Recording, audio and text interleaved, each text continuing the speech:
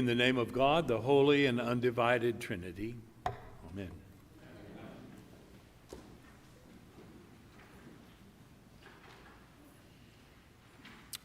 Why is this night different from all other nights? In Jewish culture, a child asks this question to begin the celebration of the feast of the Passover. As Jews throughout the world tell the story of the Exodus and celebrate the deliverance of their ancestors from slavery in Egypt, it is a time when the people of God keep the divine commandment to tell the story to their children and to their children and to their children's children, so that everyone will know how God acted in human history to bring freedom to their oppressed forebears. Why is this night different from all other nights? On this night, God's chosen people recall the violence of that night, the gruesome, bloody death that swept over Egypt. They recall the story of the people of God as they ran for their lives under the fire and cloud of God's own protection, with Egyptian soldiers in hot pursuit. They remember the waters that miraculously parted to ensure people's safe passage out of Egypt and then reconnected to drown their pursuers. And just as we claim this biblical story to be our truth, we too must ask that child's question along with our own special recollections. Why is this night different from all other nights? On this night, we talk about Jesus' commandment to love as we consider the models that he left us. We remember how he took old, familiar things and gave them new meanings for the first time. Foot washing had simply become a kindness to barefooted travelers after walking for hours on hot sand. But on this particular night, it became a symbol of love expressed in kindness and in service to others.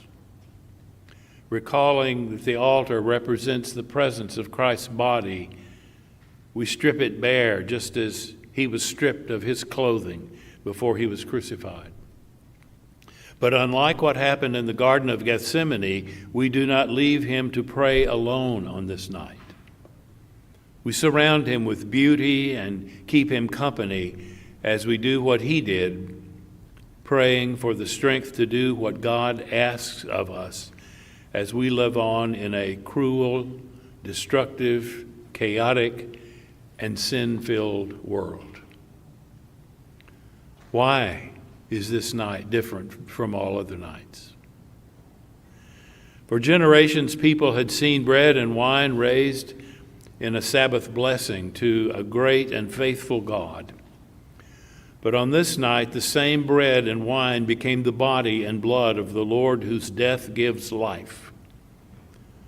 This ritual offering becomes a new act of sacrifice and redemption as the atoning body and blood of Christ gives life without destroying. We gather to give thanks for the blessing of a God who forgives us, restores us, and calls us to join in the creative act of making all things new. And so it is that on this night, which is so different from all other nights, we are called to witness that difference.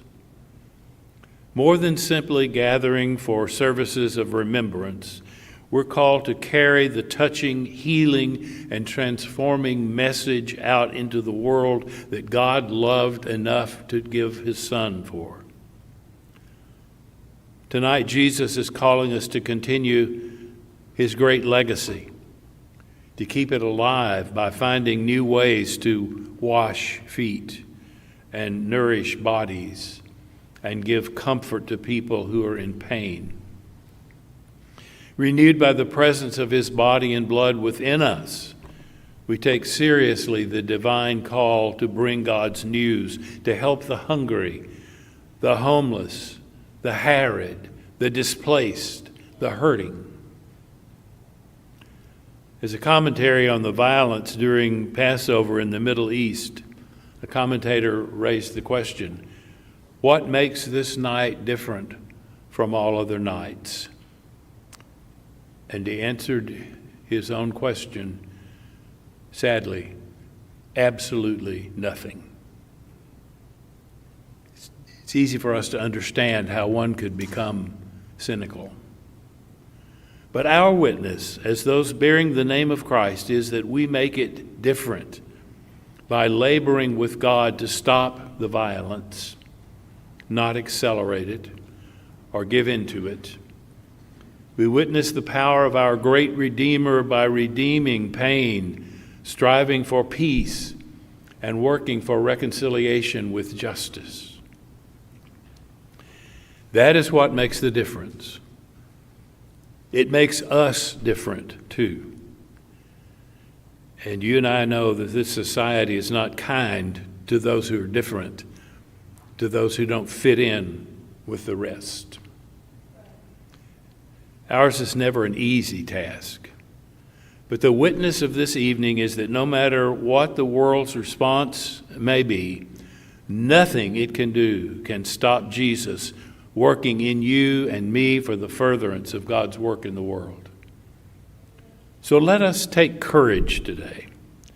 Let us remember that God will sustain us as we are guided by the Spirit to follow the Son. Let us give thanks for a Jesus who strengthens us with his own body and blood and labors with us as we make God more fully known. Amen.